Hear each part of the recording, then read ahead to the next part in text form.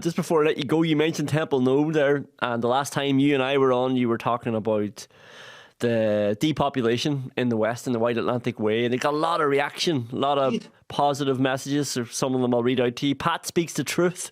Someone else said, Pat, you are spot on. Someone sent in an example. Castle Gregory, GAA in West Kerry, won the Junior Clubs Championship in 2010. The following year, more than half the team emigrated to Australia.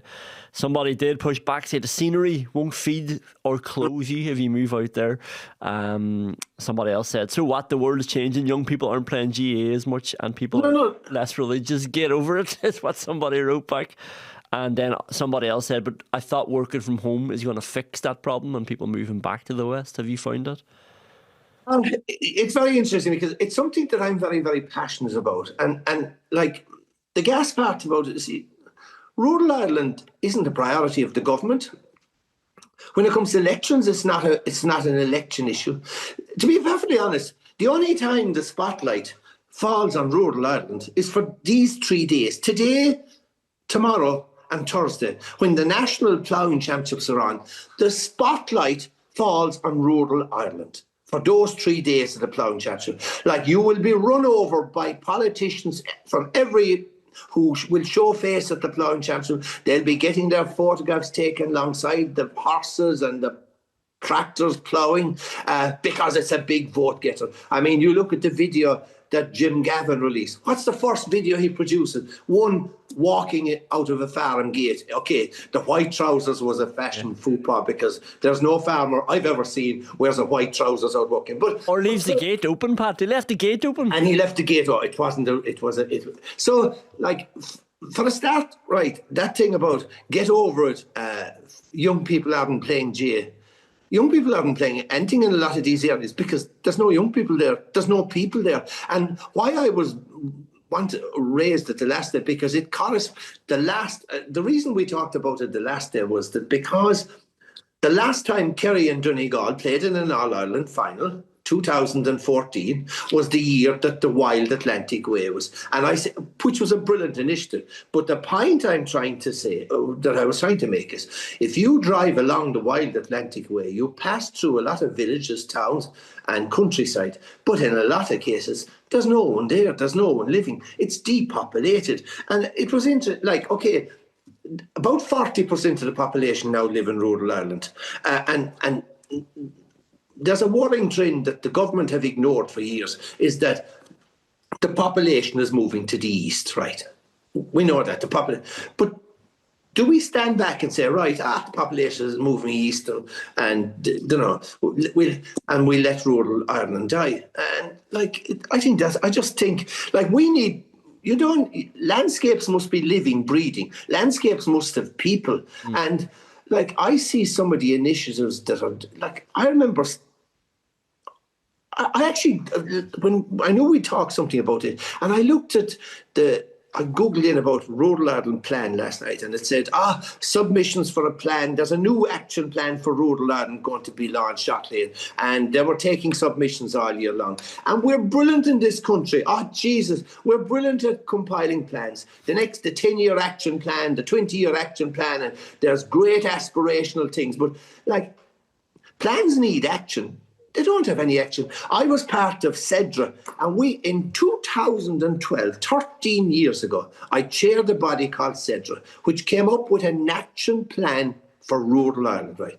If you dusted down, the same problems still exist today. Everything we highlighted 13 years ago in rural Ireland still exists today. The solutions that we suggested to solve the problems in rural Ireland are still the solutions. But has anything been done? Not really, because the government approach, like, there's no senior minister, right?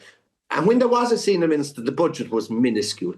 And there's a sort of approach, it's a sort of piecemeal approach by the government to rural Ireland. Because it's a bit like the old days where in the late show, one for everyone in the audience. So there's a bit of this, and there's a bit of a scattergun approach. And I remember I used to talk about it in 2011, 2012, that rural development and rural plans was all about schemes, grants and welfare.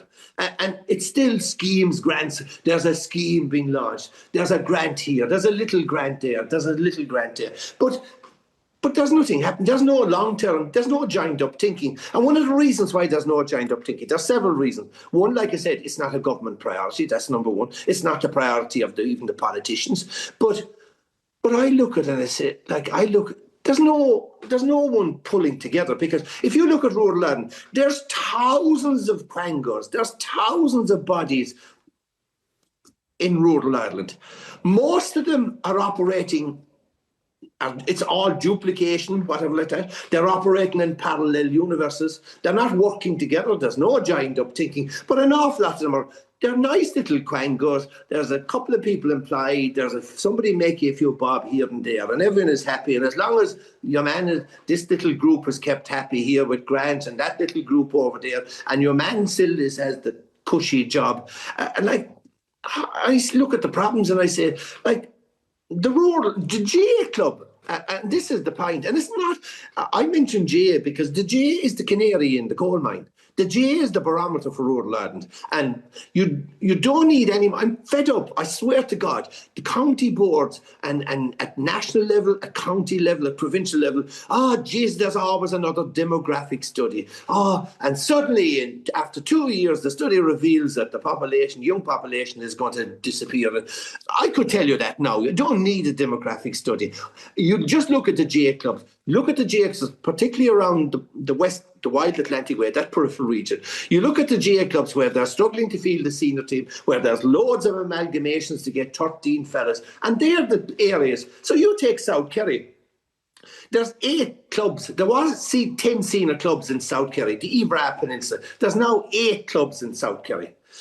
For one of the juvenile underage competitions last year, there was only 2 teams in the final. The 8 clubs had to come together to make out 2 teams. That's just an example of the death of the area. So you drive through and you see boarded up shops, boarded up garages, boarded up Garda stations, no doctors, no nurses, no nothing at all. And it's all very well to have beautiful, attractive towns and villages and hanging baskets and no people there. It's absolutely stupid. But if you're going to, it needs to be a government-led approach. The GAA can certainly work, but I think immediately, like you said, you take, what's the biggest crisis now? We have a housing crisis.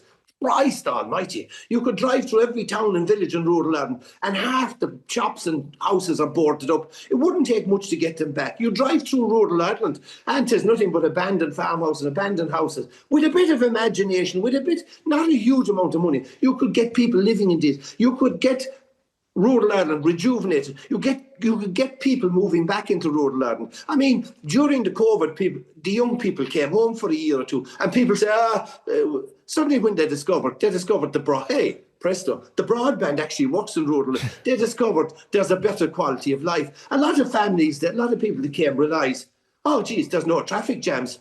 Housing is cheap. We can get our kids into schools. There's a great quality of life. There's huge opportunities in rural Ireland, but nobody is prepared to shout, stop the drain heading east, stop, because a lot of the policies we introduce in this country, they're East Coast policies for West Coast, they're East Coast solutions for West Coast problems. They don't tie in.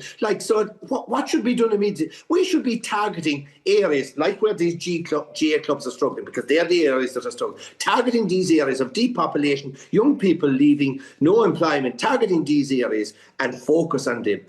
It just gets on my goat, because we're watching, and little things I swear to God, little things, just the little things.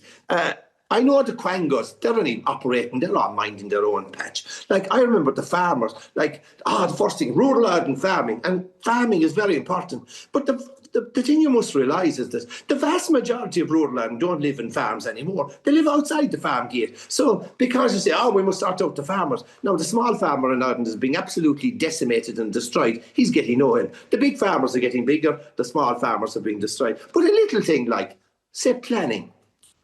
That a family on a family farm, that the sons and daughters are being stopped because of planning regulation from building on their own family farm, from allowing a son or daughter, and because of when it comes to bureaucracy and red tape in this country, we're the world leaders. Geez, we have so much red tape and so much bureaucracy. So when it comes to planning, so somebody's son is trying to build a house.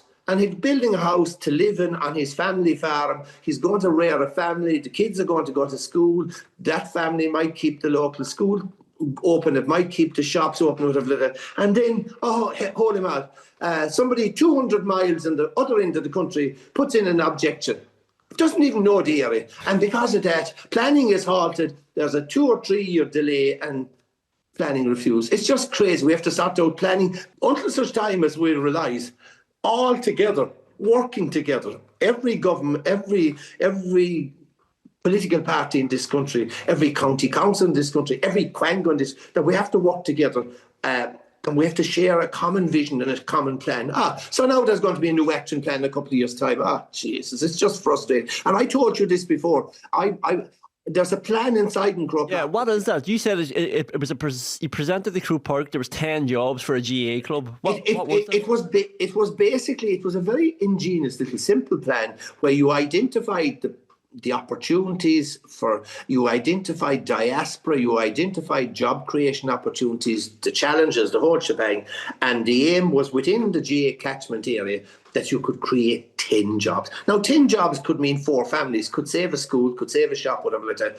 It was passed by the management committee, and it has never seen the light of day because I'm no goddamn well some GAA body is coming up with another demographic study that in 2 years' time will reveal there's going to be no youngsters in. I mean, what did it require to get off the ground? You know, why is it passed and going? Limited. I think it was peanuts. It was peanuts now. But it's forgotten about. I swear to God, like I said, I was involved in it and I thought I'd change the world. I didn't.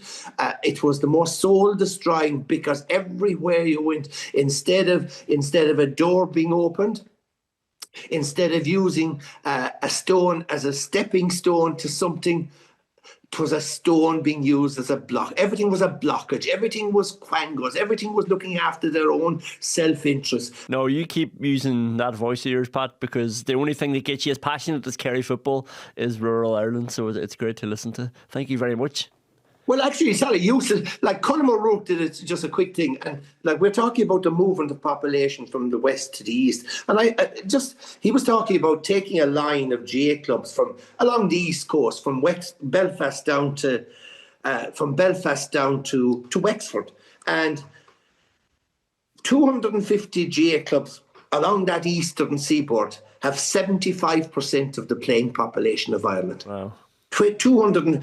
There's 75 urban clubs in Ireland that have over 1,200 members, while little small clubs in rural Ireland are dying. And if the little small club, because the little GAA club, the GAA club is the badge of identity. GAA club is what is the bond, it's the glue that keeps communities together. It's the only glue in many rural areas. And when that GAA club is gone, that bond, that glue is gone and it'll disintegrate. And we don't want to create rural Ireland to be a fucking national park that in years to come, American tourists will just be driving through all the towns and villages and people saying, there used to be people lived there was a blacksmith there, there used to be a Garda station there.